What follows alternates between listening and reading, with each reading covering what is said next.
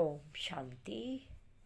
मीठे प्यारे भाई बहनों को, मीठे प्यारे शिव बाबा को ओम शांति। Good morning.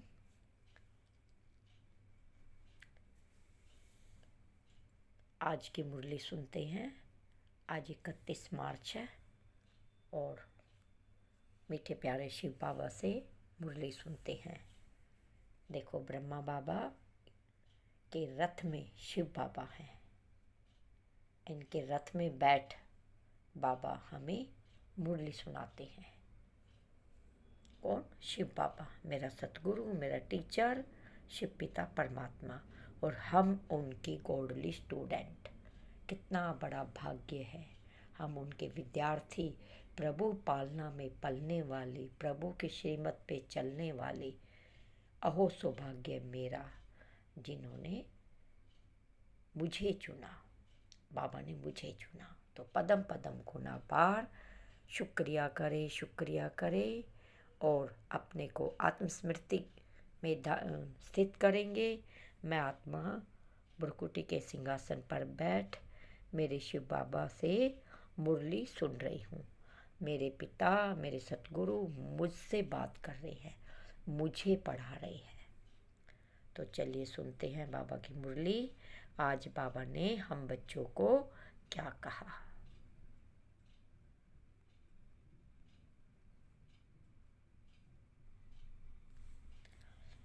प्रातः मुरली। ओम शांति। बाप दादा मधुबन। शिव बाबा कहाँ पे आए? मधुबन में। शिव की अवतरित भूमि मधुबन, माउंट आबू में। बाबा ने कहा, मीठे बच्चे, अपना मिजाज बहुत मीठा बनाओ। भूले चूके भी किसी को दुख मत दो।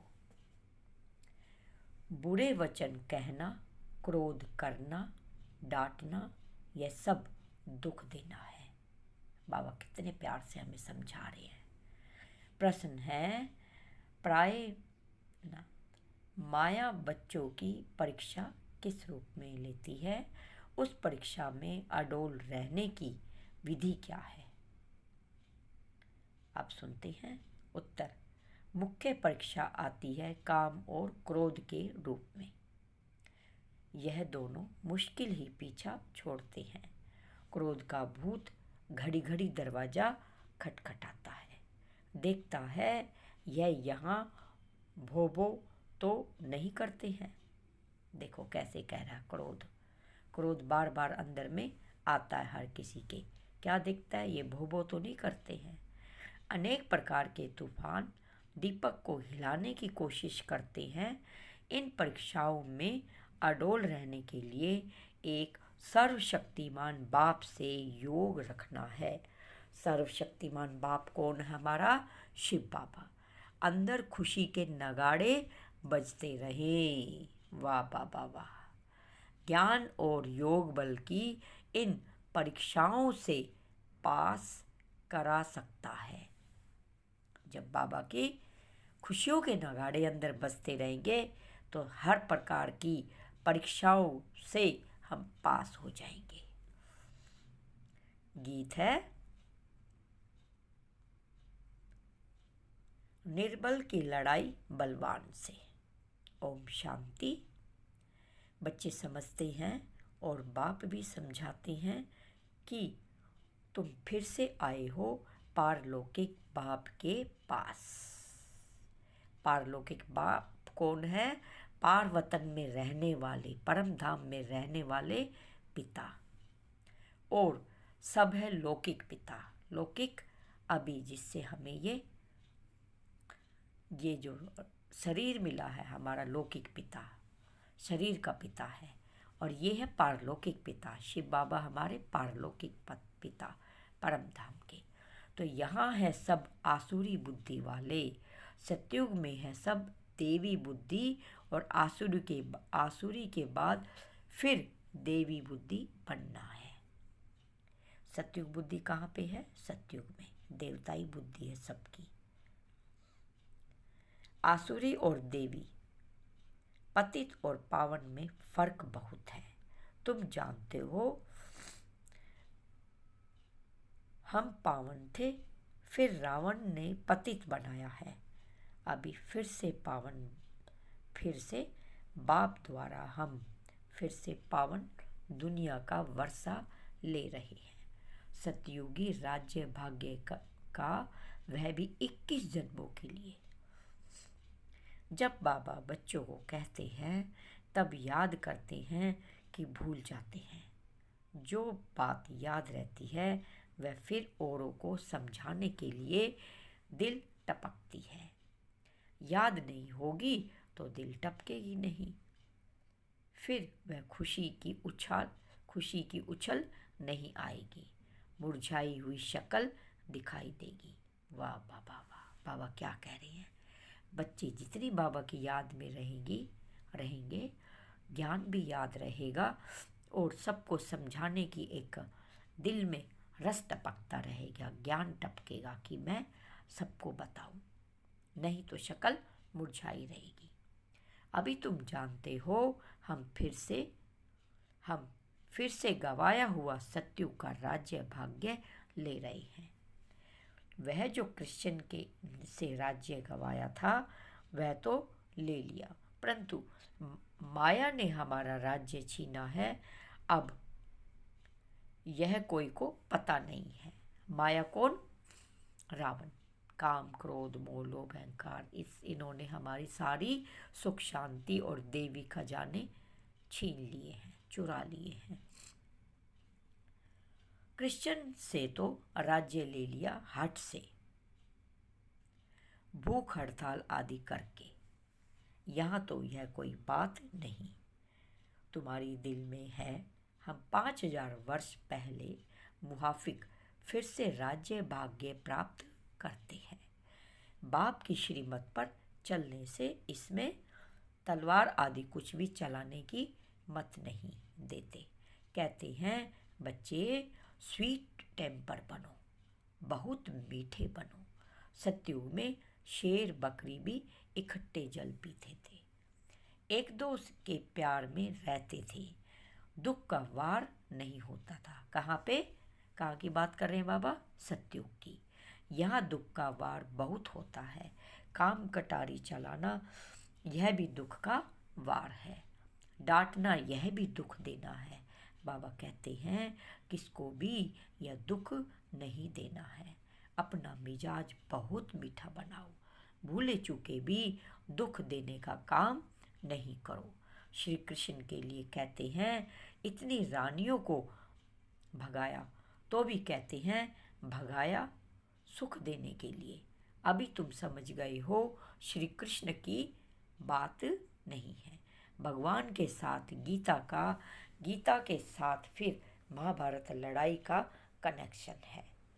अभी वही सतयुग है, संगम युग है। कौन सा? अभी वही संगम युग है। श्री कृष्ण का तो नाम ही नहीं।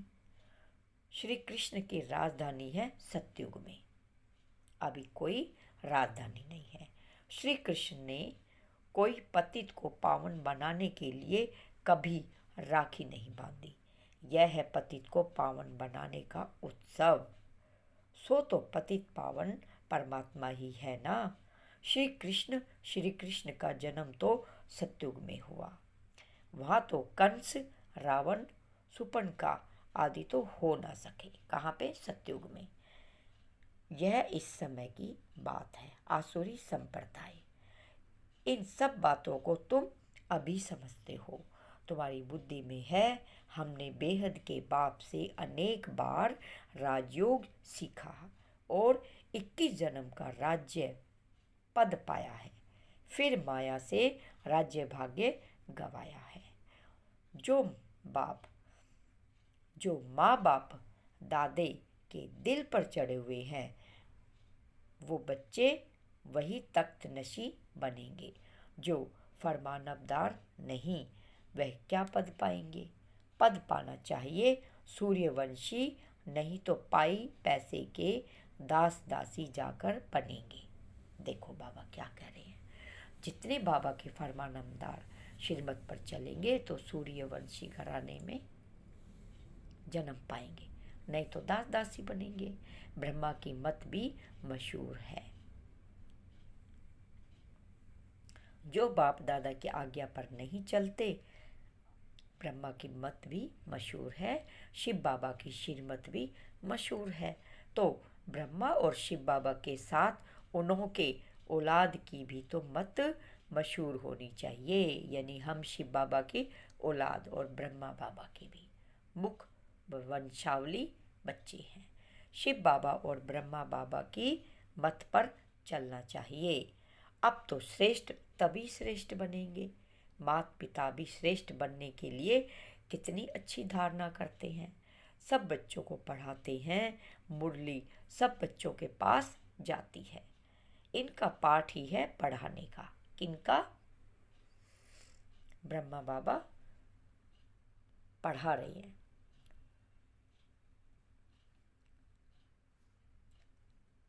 कई बच्चे ऐसे भी हैं जो माँ बाप से भी अच्छा पढ़ाते हैं। शिव बाबा की तो बात ही ऊंच ठहरी। कौन पढ़ाते हैं? शिव बाबा ब्रह्मा बाबा के मुख द्वारा पढ़ाते हैं। लेकिन बाबा कह रहे कई बच्चे तो बहुत अच्छा पढ़ाते हैं, परंतु मम्मा बाबा से भी इस समय होशियार बच्चे हैं। मम्मा बाबा से भी बहुत होशियार बच्चे हैं। भल संपूर्ण तो कोई बना नहीं है, अभी पुरुषार्थ कर रहे हैं।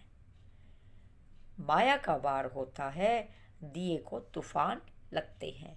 जितना ज्ञान और योग में रहेंगे तो इस घृत से तुम्हारी ज्योति जगी रहेगी। कोई दीपक में घृत थोड़ा कम हो जाता है तो क्या होता है? लाइट कम हो जाती है। कोई का दीवा बहुत अच्छा जलता है। आत्मा रूपी दीवे को ही तूफान लगते हैं। तूफान तो लगेंगे।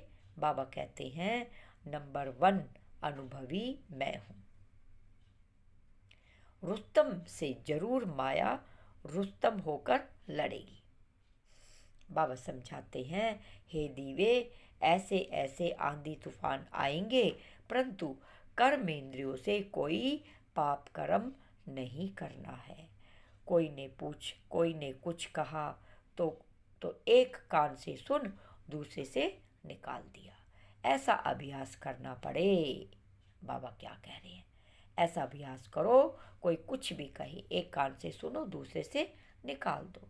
क्रोध भी मनुष्य की पूरी ही सत्यानाश कर देती है। यह भी बड़ी परीक्षा है। क्रोध का भूत आकर दरवाजा ठोकते हैं। देखे भोबो तो करते हैं। अगर कोई भोबो करने लग पड़ते हैं तो दीवा बुझ जाता है। कौन सा दीवा? आत्मिक दीपक। समझा जाता है इनमें तो क्रोध था नहीं, अब फिर इनमें क्रोध आ गया। बाबा के पास बहुत अच्छे अच्छे बच्चे थे। माया का तूफान सहन नहीं कर सके तो गिर पड़े। फिर कहा जाता है किस्मत। हम परीक्षा में ठहर नहीं सकते। बच्चों को तो परीक्षा में बड़ा अडोल रहना है। अंगद मिशल यह भी एक मिसाल है। जैसे अंगद ने पैर जमाया, कोई हिला नहीं पाया, ऐसे ही हम बच्चों का ही ये मिसाल है। अभी तुम बच्चों के अंदर खुशी के नगाड़े बजने चाहिए।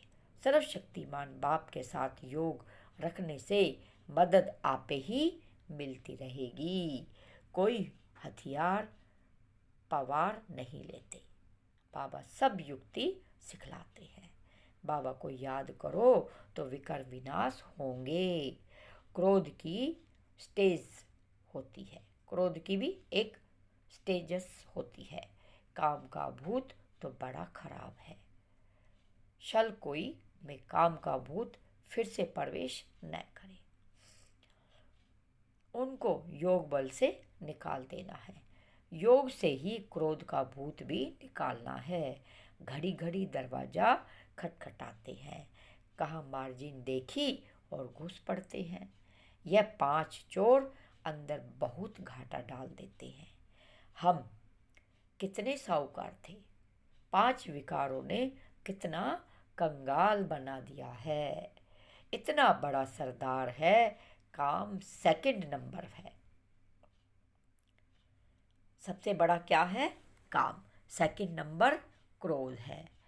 काम बच्चू बादशाह है, बड़ा मुश्किल है, मुश्किल से पीछा छुड़ाते हैं।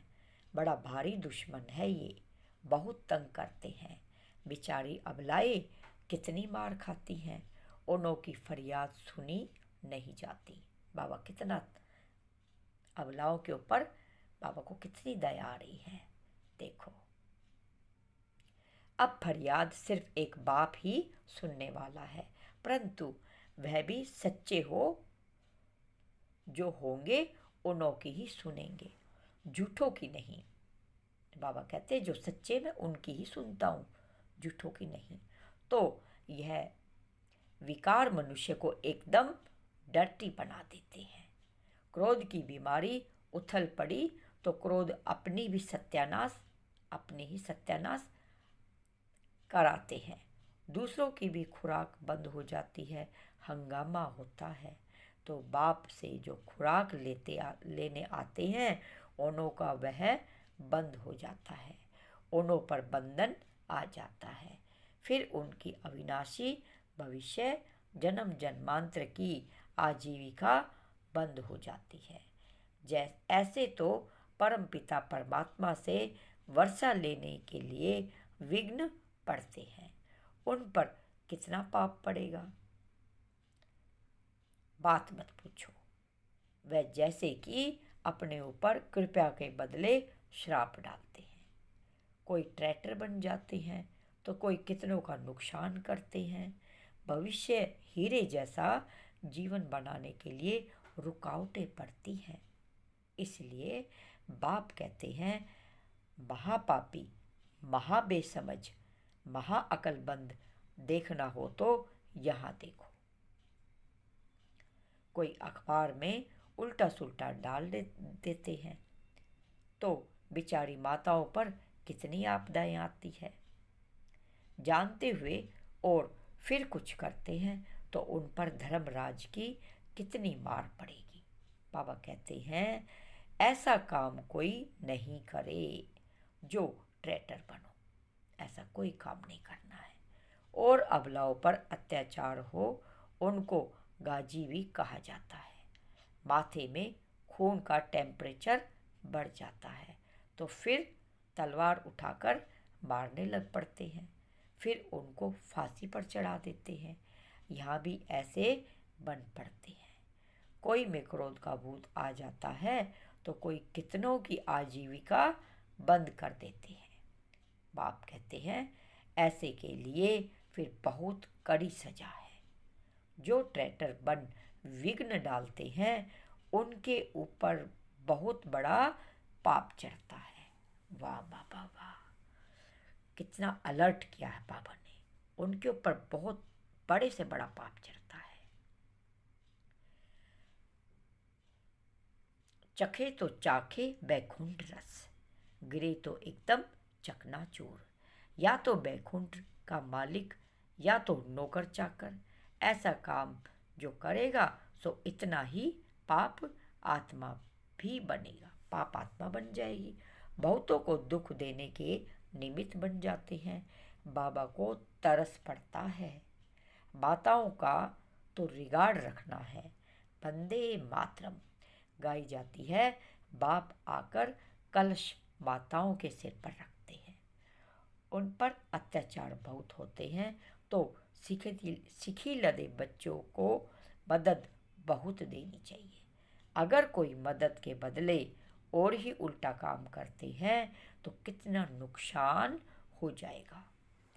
बहुत सपूत बनना है, असुर और देवता बनना है।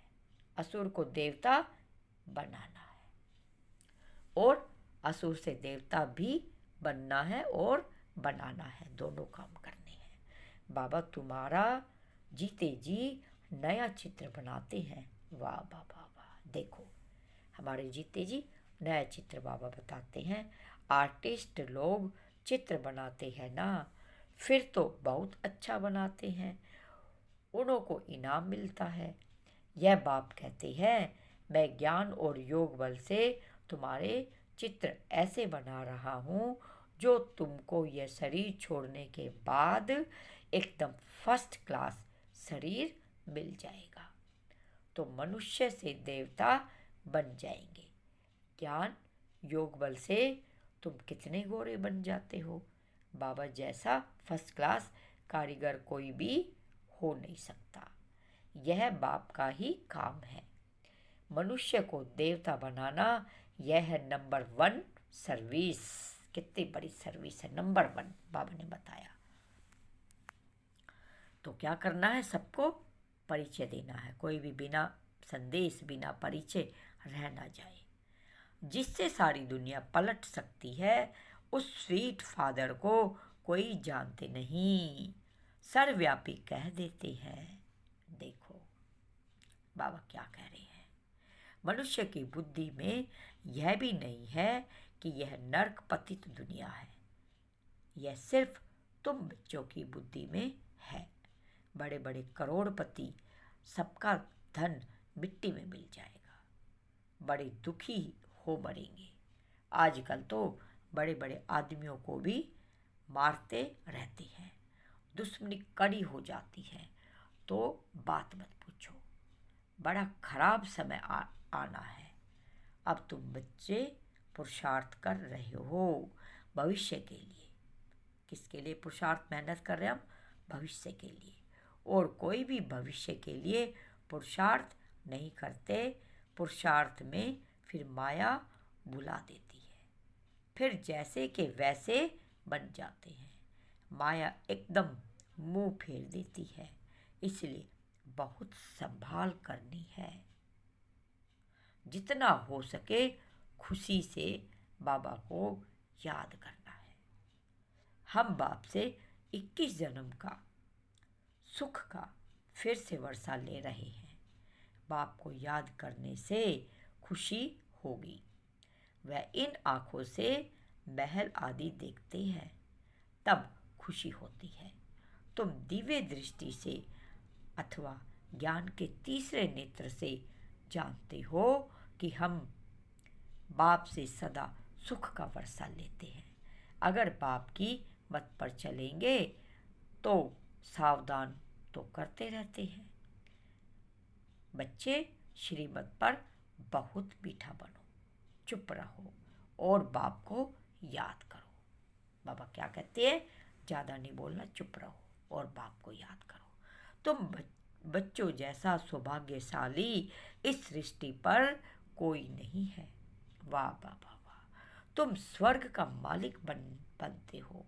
वहाँ बड़ा सुख है।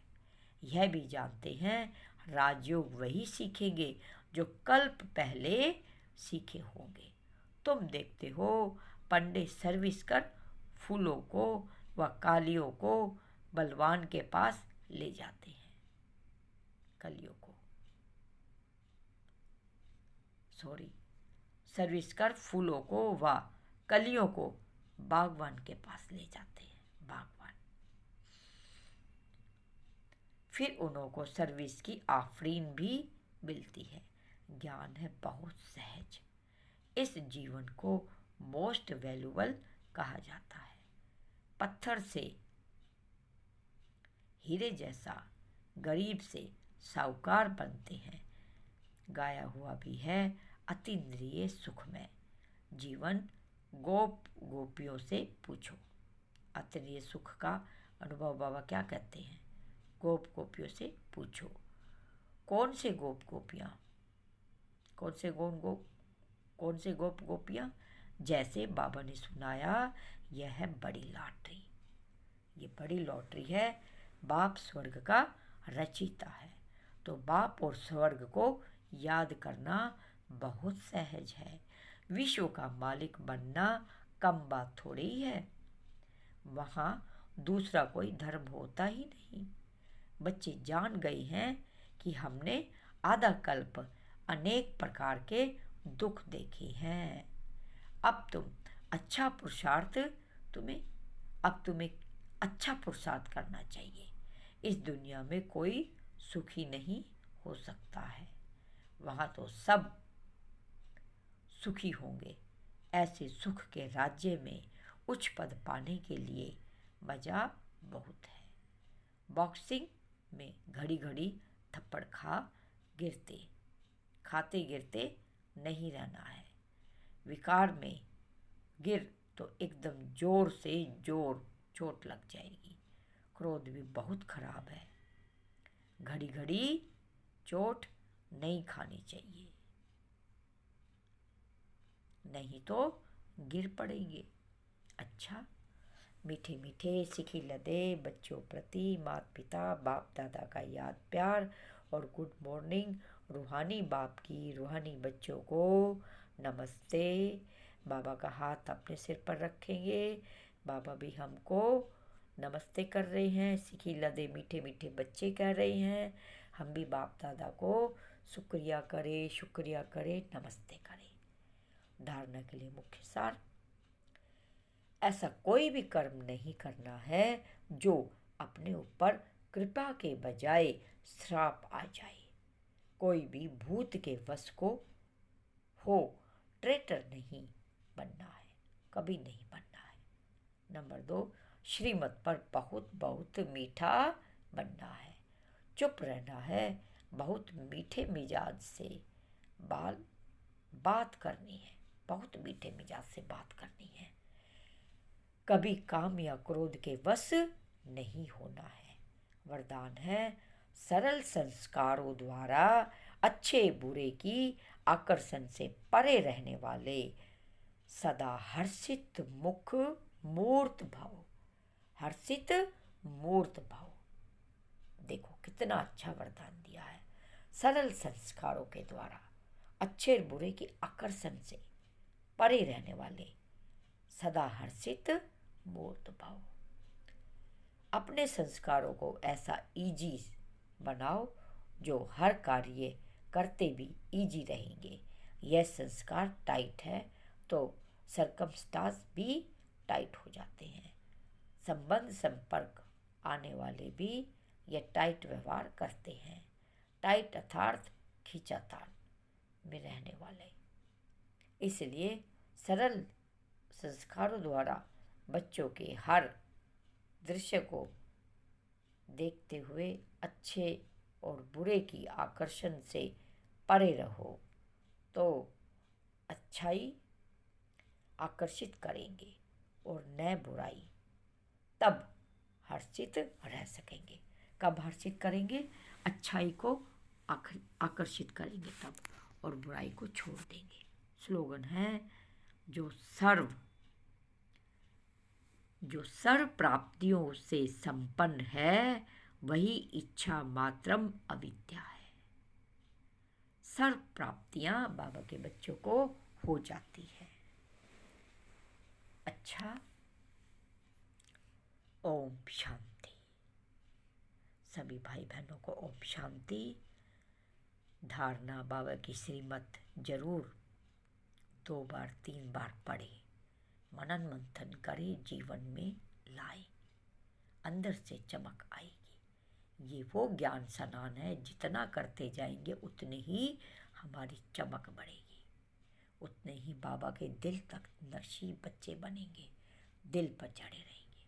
अच्छा, ओम शांति, ओम शांति, ओम शांति। अपने को आत्मस्मृति में लाएंगे और परम धाम में बुद्धि ले जाएंगे और ये फील करेंगे, मैं आत्मा बाबा का बच्चा बन गया हूँ और बाबा की बाहों में समा गया हूँ।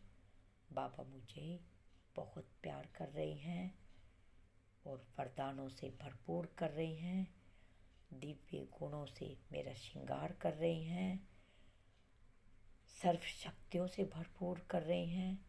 मैं आत्मा सर्व शक्तियों से भरपूर होकर पूरे ग्लोब पर सारी शक्तियाँ सबको दे रही हूँ। एक एक आत्मा मास्टर सर्वशक्तिमान बन रही है और शिव बाबा को ढूंढ रही है। दुखी परेशान अशांत आत्माएं हम सबको मिलती जा रही हैं और मिल रही हैं, तो उनके लिए सेवा उपलब्ध है।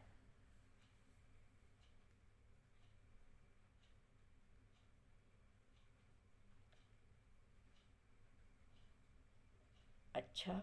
ओम शांति, ओम शांति। शुक्रिया बाबा, शुक्रिया। तो अपने बाबा से मिलन की अनुभूति को देखेंगे और उन किरणों को पूरे विश्व में चारों तरफ फैला देंगे। शुक्रिया बाबा, शुक्रिया, शुक्रिया मीठे मीठे बाबा, शुक्रिया।